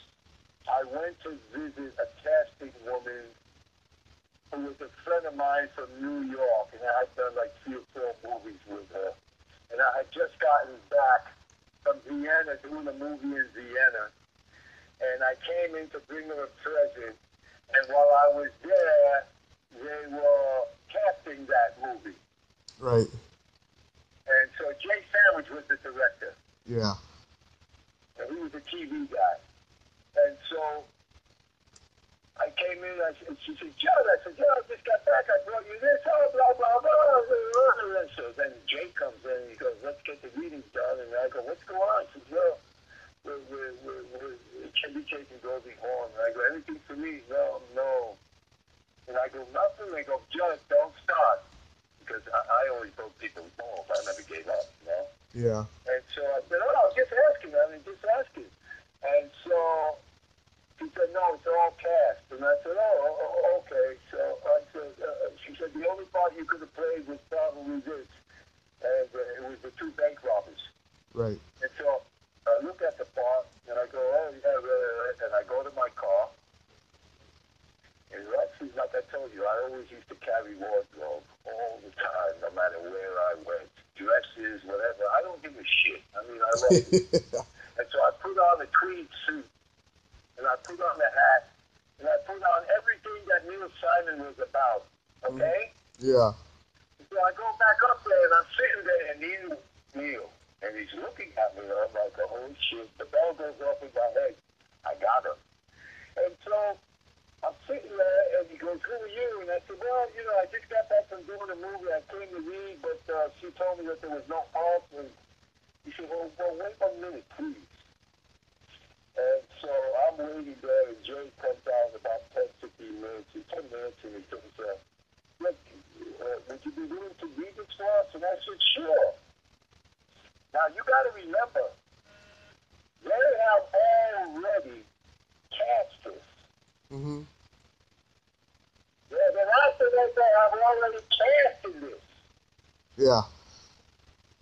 So I go in, and I do my reading, and you says, can you do this, and I go, and I do this, and I do that, and they say, thank you much for coming. I said, thank you for having me after you. Yeah. Walking out the door, and I get about maybe 15 steps, and she says, Judd! And I turned around, and I said, man, she said, we'll see you in Carmel. So they paid the guy off, and I get to move with Chevy Chase. Mm-hmm. Wonderful son of a bitch. Wonderful guy. Wow. So I meet Chevy, and we connect very, very quick. And we do our rehearsals and all that shit outside of getting in front of the camera. He was really serious about his shit, you know what I'm saying? Yeah. And so And so we're doing that, and blah, blah, blah, and everything is going great, and at night, and all of a sudden, I'm in my room, it was next to his, and I hear a knock on the door, and it was Neil Simon's wife. Mm-hmm. It was Marshall. The Marshall says, can I come in? And I said, Marshall, please, I don't think so. I said, honey, I don't want no trouble. She says, well, nobody knows. I said, no. I said, listen, the bottom line is you want to know? She says, tell me. I said, I don't go out with another man's wife. I never have and I never will. I said, please. I said, otherwise, I don't do that. I don't go out with married. So she said, no, I understand that. It's okay. So she leaves. Who the fuck was out of the bed hearing all of this Cherry? Yeah. So I close my room and I get a knock on the door and I go in. He goes, it's Cherry. I open up the door. He comes in. He goes, what the fuck are you doing? I go, what do you mean? What the fuck am I doing? He goes, man, if they ever found out you've been kicked out of the fucking business, and I said, no, I didn't do shit. I chased her out of here. I told you, because you stay fucking away from her. And so he says, no, this ain't no joke. This could end your career. And I was like, oh, shit. And so, so him and I bonded. In about 2 weeks, we were on the fucking set. Now, I've never done drugs in my life, okay? I mean, I smoke a little pot here and there, but I was never into anything else. Not in Hollywood. That was just not my deal. Yeah. And so Chevy was into the cocaine. Yeah. And so Chevy, knocks on my door, and he goes, man, I run out of my shit. I said, what are you coming to me? I'm no fucking dope dude. He said, no. What do you mean? He goes, no, do you know us? I said, yeah, I know somebody. He says, get somebody to come down and tell him I'll give him $5,000 just to drive it down here. So I called up one of the guys I know, and I said, you ready to Splat? Yeah. So they drive down to Carmel, do the shit, Yep. and takes off. And then Chevy goes, here. I go, no, I don't do that. He goes, here. I said, Chevy, I don't do drugs, man. That's not my deal. He goes, oh, man. And so like a fucking jerk off, I decided, okay, let me join places. I want to be one of the guys, okay? Yeah. So I put a fucking line down there as thick as a cigar. Yeah. And he gives me a fucking $10 bill rolled up, so I won't. And I swipe it off. First time I'd ever done it. And I almost fucking OD'd. I swear to God. Kenny, go ahead, blonde day, my man. I'm going through a convulsion. It was a fucking joke. And so then he puts me in the shower. We go through that deal. And finally I come in and I'm okay. And he goes, that's it, motherfucker.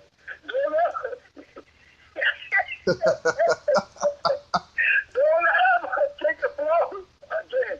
And so Kenny and I, we had a good time. It was a good shoot.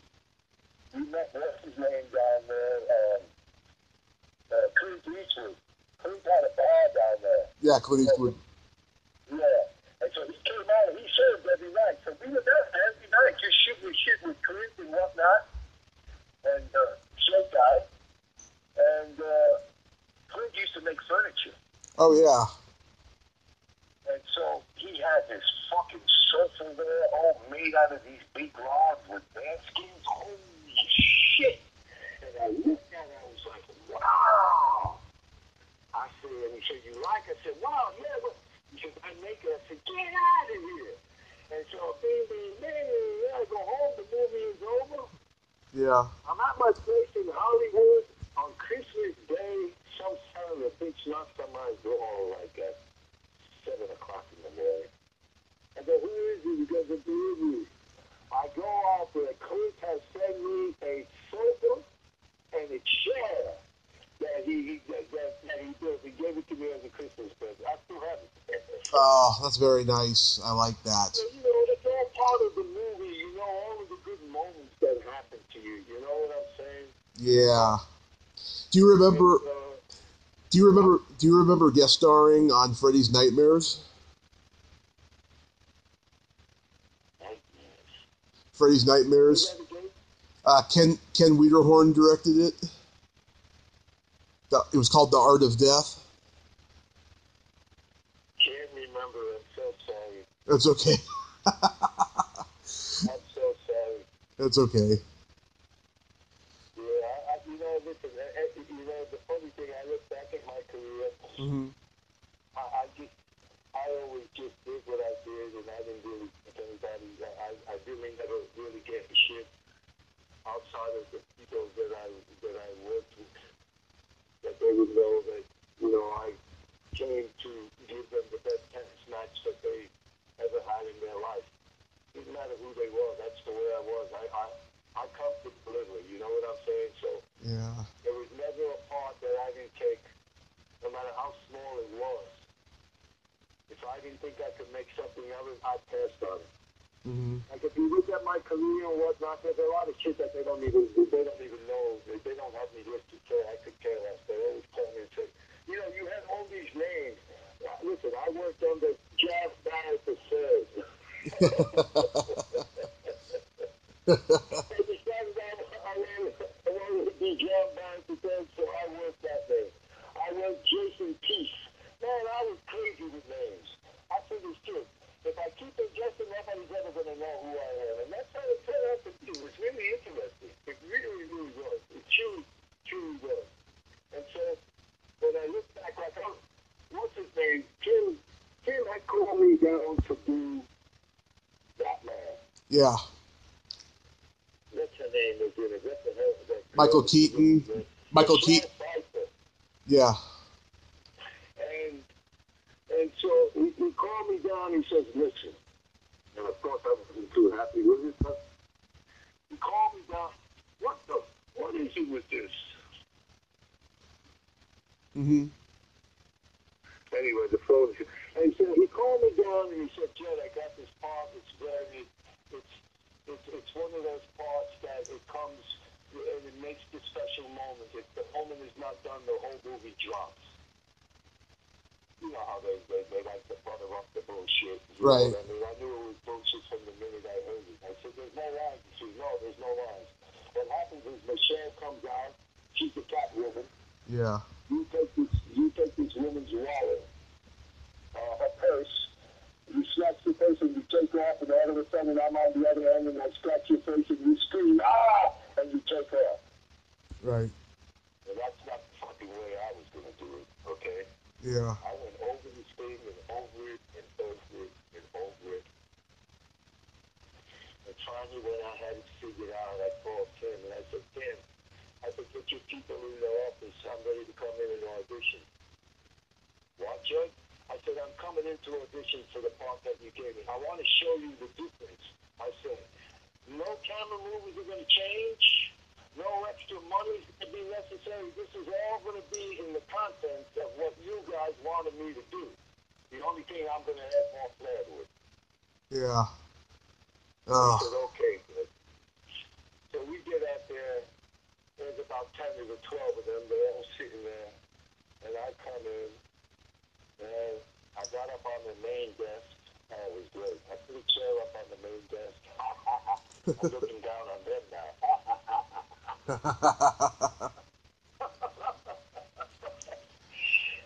So funny. I look down and see what is the fucking chicken strips out of the ditches, you know?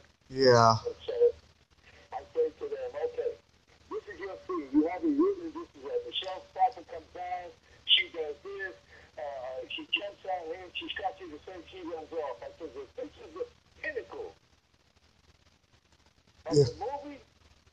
Then this movie is not going to make it." And I fucking tell him, I don't need to bullshit. I tell him. And I go, "But," because you got to remember, Tim is great at doing special effects and adding special shit. He's great at that shit. You know what I mean? Mm-hmm. But he worked at Disney all his life. Yeah. And so I said, "This is the way I see it. I'm walking along. Yeah. The lady is coming my way.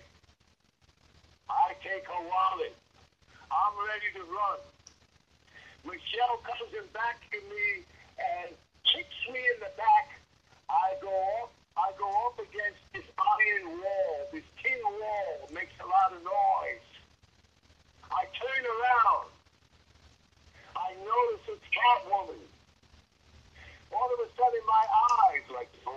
cartoons. Remember the old cartoons when the eyes would start to spin, go around and Yeah, around? Looney Tunes, yeah.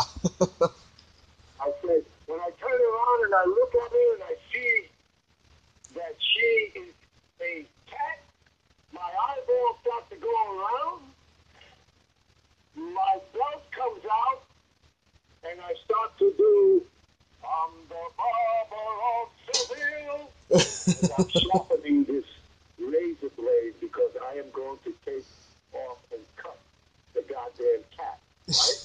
Yeah. They are fucking blown out.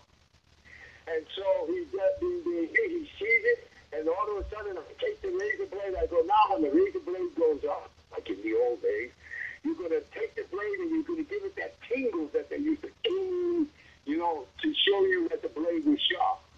Yeah. And then I'm going to go for Michelle. And as I'm going for her, she's going to kick me, do some doodle chops, kick my ass, and I run off yelling. Well, they decide to do it. To get down, we negotiate a price. How many days? That bitch was, she was a bad cocaine user. I'm sure. 32 days later, the bitch has still not showed up. I'm getting paid on a daily basis because they thought this shit was going to take only one day, okay? Mm-hmm. The lady can fucking deal for one day, so 20 grand, okay? Yeah. 32 fucking days later, I'm looking at 20 grand a day.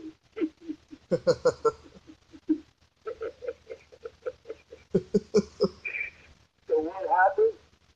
King says to me, Judd, you know, I don't think, I said, listen, Tim, I'm taking off. I'm going to go to you. They offered me a television series over there. I'm going over there. I'm getting out of here. I'm going to go play something. And he said, well, okay. I said, tell him to send me my check. And then he says, well, what, Joe? I said, my check. I said, I got hired for one day, but I've been sitting around turning shit down for 32 days. I said, you don't think that I'm going to turn down that shit? Yeah. And I said, I don't give a shit who you put it to them. That's the deal. It's on paper already. And so they paid me, and he never talked to me ever again, and I never talked to him ever again. He called me a few times, and I said, it's not for me, so take it to some young guy. You're going to hold it. No, I don't hold no grudges. I just, I don't work with people that don't have my back covered and think that, no. And so that was it. I ended the relationship with him, you know, like a year after that. It was almost over. That's sad. You know, Yeah. It's like, you know, if you look in the mirror every day, the thing that allows you to leave your house every day is to know the respect that you have for yourself. And it's not something that you find on the corner or you find under a building or in somebody's attic. It's something that you have to every day work at. Mm-hmm. Every day you have to work at knowing that somebody's going to come into your life, they're going to try and fuck with you, and they're going to try and use your career as a scare tactic that if you don't do it, I was always the wrong guy. Don't run that shit on me. You know what? I'm out of here. Yeah. Next. And it wasn't because I was tough. It's just, and it was funny. Because the bottom line is the one thing I can say when it's all said and done, is that the respect that I got from all these people wasn't because they wanted to give it to me. It was because I demanded it. Yeah. They didn't have a choice. I didn't give them a choice, okay? It had nothing to do with being tough. I didn't come into the business to ever allow anybody to think that if they offered me a job or money, that they could humiliate me and put me down. That shit never, no, that's no reality. It never was. And so I always walked that tightrope, you know? Yeah. I was always the guy they said, hey, he's not a team player. And I used to say, yeah, I'm not a team player, because I figured out, well, you know what a team player is in Hollywood? Have you figured it out yet what a team player is in Hollywood? It's a guy who's a member of their bullshit club, is what it is. When you allow them to take your pants down and screw you up the ass so that you can become a participating member. Exactly. Get the hell out of here. Yeah. You know, when I arrived here, I just remembered. When I arrived here, I went to do a movie with a guy by the name of, he was a chef. He was a famous chef, and he was Dom DeLuise. Dom DeLuise, yeah. And so, and it was for a big producer. I can't remember the guy's name now.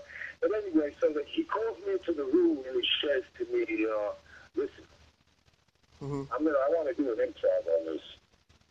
I am your father. I am leaving you. I just finished telling you that I'm getting out of your life.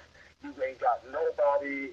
And that is the given circumstances. So as soon as he said that, what do? Before he could, I grab his leg. Yeah. Please, Daddy, please, don't go, please. I don't want to be left alone.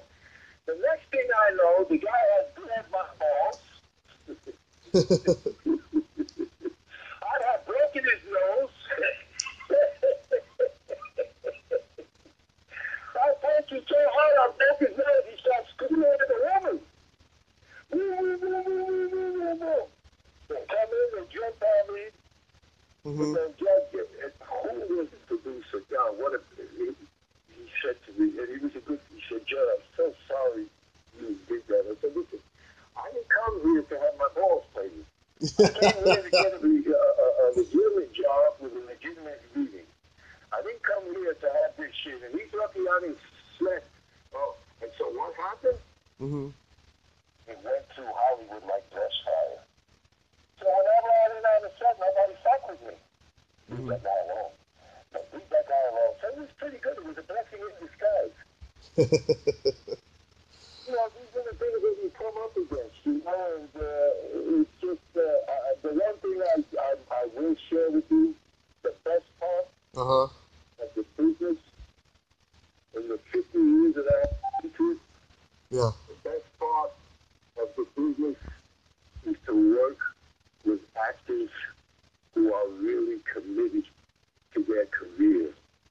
No egos, none of that bullshit. Let's just come and fucking make each other work. Yeah. I'm going to make you work. Oh, yeah, well, I'm going to you better bring towels because you're going to sweat your ass off when I get a hold of you. And that was always my deal. Those are the type of... So my whole life, I sit back now and my enjoyment is in all of the wonderful stories that I shared with wonderful, wonderful, wonderful actors and actresses in the business. People who love the business. You know? Yeah. I got hundreds of fucking pictures in my house and they're all memories. You understand? Every time I look, I see all these wonderful people that I got to share something that was special for all of us. You know? If you ever get a chance, I don't have a copy. If you ever get a chance and you can find a copy, probably some of the best work I ever did, America is not hip to it. I did a movie in Colombia with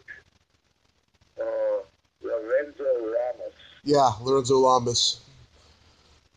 It was the Spanish Inquisition, so it was a period deal. And I played the Inquisitor. And Lorenzo was the bounty hunter, and the church sent him to kill me because I had a prostitute that I was nailing, and she was nailing all of the people in the politics, all of the people in the church who was important, and then she'd come back and tell me what they were doing. So I was always, you know, I was always aware of what the church was up to. You know what I mean? Right. And so I get to screw the blood in the movie and everything. So the Vatican turned the movie down. They said it was not allowed to show. They would not allow it to show in Italy. So it went to South America and all the other. It's called La Carne and Diablo. It's the same shit that's been going on. Famous actors have done this thing.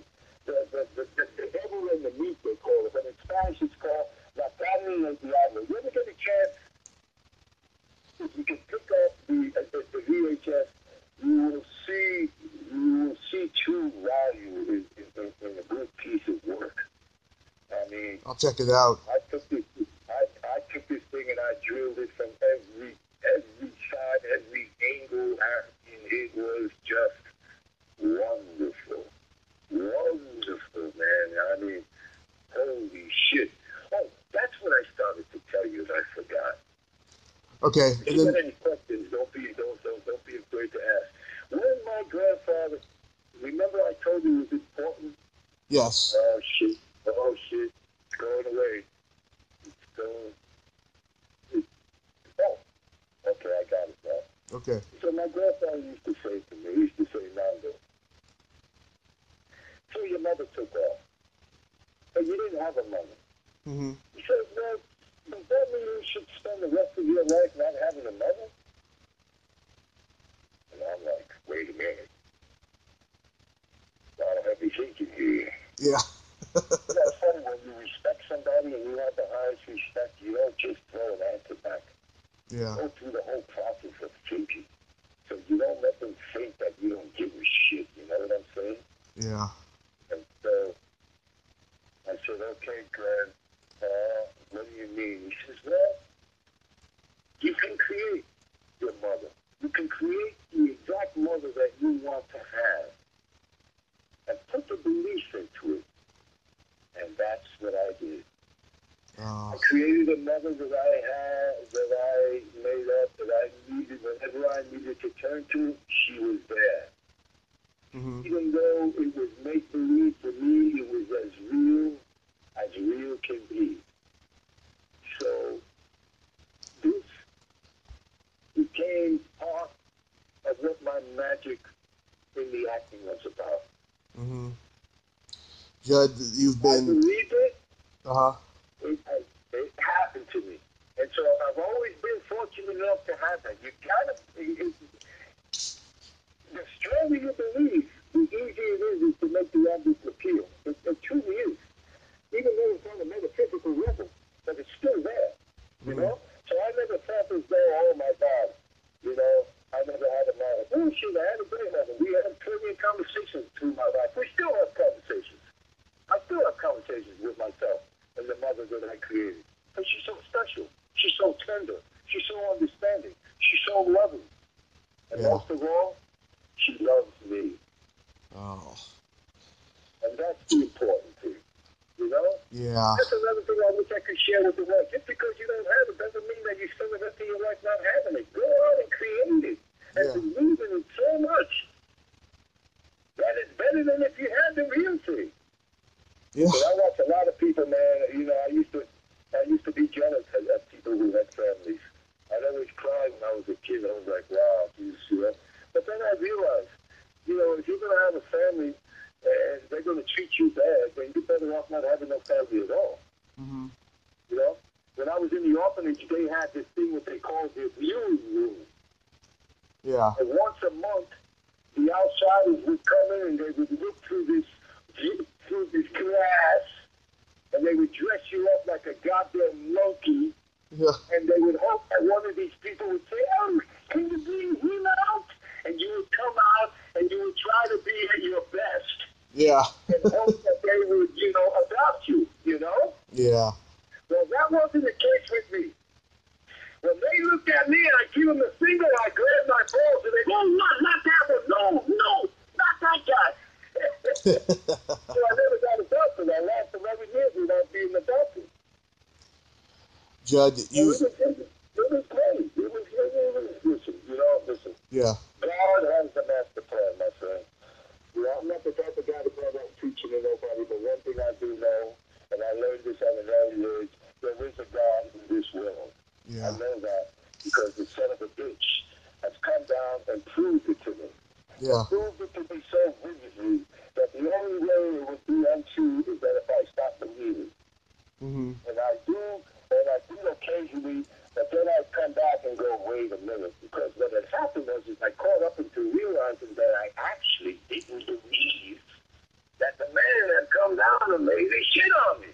Yeah. When I finally broke it down and believed it for what it was, my whole life changed. I never, ever, ever again felt alone. Never, ever, ever again felt Yeah. I don't. I never did. I meet friends, I give them the respect, I share a moment, we laugh our asses off, we do whatever, but I hang out with myself. I am my best company. I love myself, I respect myself, I admire myself, and I appreciate the fact that I've taken time to give myself the best life that I can without fucking anybody over, without doing bad shit to other people. I don't do that. Yeah. I don't take advantage of nobody. I don't do bad shit to nobody. And so God has been very good to me. You know what I'm saying? And Yes. I can say that, and I say it every day, and the people and the kids that I deal with, I try to bring it to them. Hey, man, this is a very short trip.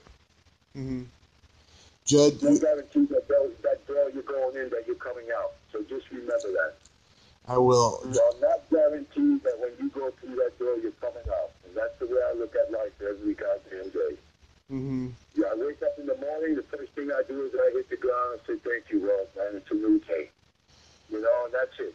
Yeah. Biggest gift that the man that we can have. You know, so when you listen to people, and listen, I haven't watched the news back in 17, 18 fucking years, okay? Right. All right? I turned it on recently to find out what this bullshit was about in case I come down with it, okay? Mm-hmm. In the process, I just wanted to fucking yell and scream because I haven't seen such stupidity. I haven't seen such con man, such manipulation. I haven't seen such slowness of mind in a long, long, long time like I have seen now. You know? Yeah. These politicians with these announcers, with these news. My God. It's easy to see why the world is in a peril. It's easy to see why we are in deep shit. Yeah. Because the insignificant values is what these people concentrate on. Right. I want to go to the beach. I want to go get a hamburger. Hey, motherfucker, let me remind you that if you're dead, you cannot go to the fucking beach. You cannot visit your children. You cannot be by your mother or your father's side. So get your shit together, put yourself in check, and fuck the hamburger, and fuck the beach. Life is the name of the game. And you know why I say this, Tommy? Yeah. I'll tell you what. Because I work with 7, 8 years old kids who are dying from leukemia and cancer. And they fight every second of the day to stay alive. Mm-hmm. And they don't bitch and they don't moan and they don't groan. All they do is try and give themselves as much time on this earth as they can. And hopefully find as much love as they can. And this is why I reach out to them. To let them know that if they know me, they are not alone. They know that they can message me, call me at any time of the day, 6, 7, 8, so anytime. Because I know what it is to be a kid and be looked over. And most of our children today, man, the kids are treated like shit. The job is the most important deal, not the kids. It's pretty sad, bro. It's pretty fucking sad. It is. You know? But these kids are, and not only all over the world, man, they're being abused and misused. And that, to me, I'm sorry, man. That's one thing I would tolerate. You know, I lost children. I had two wonderful kids. Great guys. Just great guys. And I lost them in an accident at the same time. You know, they were on their way, they used to live in Switzerland, and they were on their way to skiing, and they got hit by a fucking truck on the Autobahn, and they put an end to their lives. I got hit by a car on the highway 5 years ago, and I survived it. Oh, shit, well, then you know what that's about. I do. I was in a coma for 30 days, and I woke up on my mother's birthday. And the one thing about them, they died instantly. The truck fucking hit them. They were in a little thing, so they were both gone. And I was in the dam. I was in the castle, man, by myself, grieving and doing what was ever necessary. And I spent about 3 years just in the blackout, you know? I just didn't want, it's not so much that I didn't want to, it's just, I just couldn't deal with the world. You know, the hurt was so goddamn severe. Right. And then a special friend of mine showed up at the door, Sean Penn. He said, "Get your shit. It's time. That's it. The grieving is over. And we need to get your shit. We're out of here." And so he got me to tell. I wound up selling the castle, and I came back to Los Angeles. My God. So, Judd, you've had an amazing, blessed life, and I am just... stories, man, my friend. You know, and I've always looked at it, you know, as a blessing. And not that I'm a saint. I grew up fast. At 5 years old, I was telling people to go fuck themselves, you know. That's the advice. No, seriously. I mean, I was a wise guy. You know, I was a wise guy. You know, I heard my grandmother yelling at my uncle Willie one day. "Hell, you're bum, you don't have a job, a job." You know, back in the early days, the job was the big deal, you know? Yeah. And if you were a young man going out to get a job, it was like, holy shit, it was like the biggest deal in your life. I mean, I remember the first fucking job I had. And so, I'm 5 years old. And I hear her saying, "Oh my God, you get the job." And I'm like, holy shit. So what do? I decide I want to get a job. Yeah. 5 years old, my friend. So next door, as soon as you come out of, we lived in one of those brownstones. And so as soon as I came out of the brownstone, you know, like in 5 to 10 feet, there was a fruit store. And so, you're going to love this. Well, there was a fat guy. He was a wonderful guy. He used to give us different fruits and all kinds of shit. In the neighborhood. And so I said to him, I forgot, I think his name was Marcellus. I said, "Marcellus, I want a job." "What the fuck, a job? What job?" I said, "I want a job." 5 years old. He goes, "All right, come back tomorrow." I said, wait. And I come back tomorrow, and he goes, "Yeah, what do you?" I said, "My fucking job. I want the job." He goes, all right. So, son of a bitch. I know you're going to think this is crazy, but you'll get into it and you'll understand. Yeah. And so, you know those big stubs that hold the bananas? Yeah. So he takes the middle of that stub and he takes a knife and he carves it and he turns it into a penis. Yeah. He gives it to me. Yeah. And he says, "Put it behind your back." I said, "Okay. Now this is my job, right?" And so he says, "Okay. When I give you the blink of the eye," Yeah. yes, "when the woman is coming, I give you the blink of the eye, you act like you're crying. And when she says, 'What's wrong, little boy?' you take out the pee and you go, so every time they hit you on the head, I will give you 5 cents. Yeah. So I get up there. "What's wrong, little boy?" Pull out the clipboard, the bitch and I'm twirling her so she could hit me more in the head. So she hit me. I don't know, about 3-4 times. That was the first one. The second one. About the third or fourth one, I was so fucking dizzy. Yeah. I had so many fucking bumps on my head. I said, "That's it." I said, "My father, give me my money." So he gives me my money. I think it was like 75, 80 cents or something like that. Yeah. So I put it in my pocket and I go upstairs. And my grandmother's in the kitchen.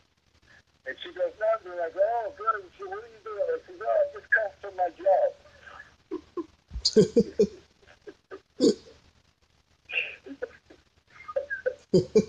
Shit.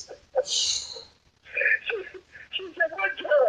I said, "Oh, I got a job with my service." She said, "What kind of a job?" I said, "Well, I take these PP, I cry, and when women ask me what's wrong, I show them the PP, and every time I get hit on the head, I get something sick." And then she touched my head, and she felt all of those bumps. She yelled out and screamed that you couldn't believe. She said, "Come." So she takes me down to Fort Marcellus, and she gets real into him. And that was my first job.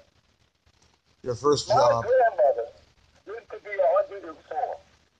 Yeah. Till the day day she died, she never let me forget that story. Trudy John, I'm telling you, it was unbelievable. And I remember it was John, it truly was. The Tiki, 5 cents a whack. And so, any other questions? No, Judd, I want to just thank you so much for coming on the show today. You've had an amazing and blessed life, and I hope you get to make that movie you talked about earlier. Well, yeah, I'm going to do it, brother. I already started it, but, it's too bad that I'm too old to play Mello, and that's the only thing but it's a gamble, but it's okay, because, it's like I said, when you have the belief, it's going to happen. You know what I'm saying? Yeah. So I know that I will find the right person to play Mello, because he is so special. Yeah. It's amazing how in life, and I would say this, and then we can end the chat. Mm-hmm. It's amazing in life that I've had a lot of women in my life. I've been lucky with women because I never bullshit them. I never had a line for a woman. My grandfather used to say, never have a line for a woman. Because when you wake up with her the next day and you look at her, you're looking at a woman that's not there because she wanted to be. She's there because you ran a fucking line on her, and that's not right. And so I never had a line to run on women. I always told the truth. If I saw them and I turned them on, I go up to them and say, excuse me, I've been watching you for 10, 15 minutes. I went through this vision that I was just biting and just sucking all over you, and get out of here, you perfect. Let's have a nice evening. But I always went with my feelings, but I never had a line. And so it's just one of those things that I've never been with another man's wife. I'm so proud of these things. That's good. They're very special to me. You know what I'm saying? Because yeah. I remember coming home one day and the girl that I was with was in my bed with somebody else. Right. I never forget how that hurt me. Yeah. It hurt me so bad, and it wasn't the ego, it was the betrayal. Mm-hmm. Yeah. Yeah. And so I promised myself that I would never ever put myself in a position to be with a man's wife, because I would know how he felt if she ever found out about it. So it's been a pleasure, Tommy. Judd. God bless you.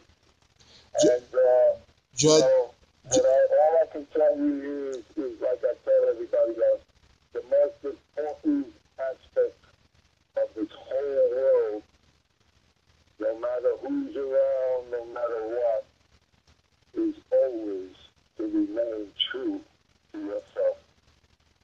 Because in the end, and I can tell you this from experience, in the end, very few people give a shit about what you're about. And it's a reality that we all have to confront. And when we don't, we begin to lie to ourselves, and then when the truth hits us that nobody gives a shit, then we are devastated. It's much easier to understand that very few people give a shit.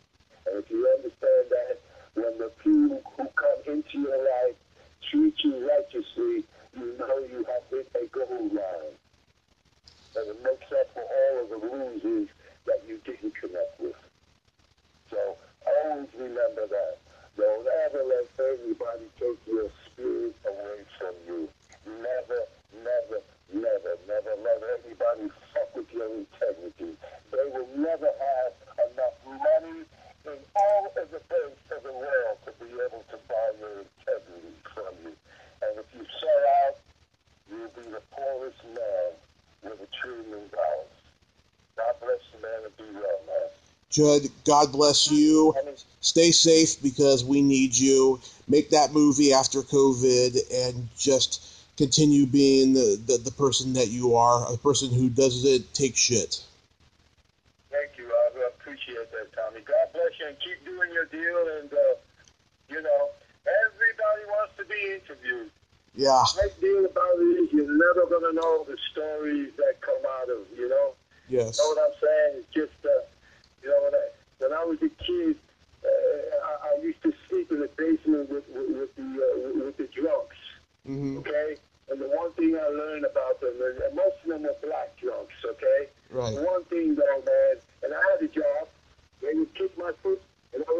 wake up and start putting coal into the fire bed. Because that was my job if I was going to sleep down there. It didn't matter that I was 5 years old. Mm-hmm. And the one thing that I learned from all of those guys, the fucking stories that they shared with me, gave me the benefit to know a little bit about them that nobody else knew. Mm-hmm. So people used to tell me, man, why the fuck do you hang out with that guy? He's that fucking drunken bum. Wait, my father's a drunken bum, and I still love him. What are you guys talking about?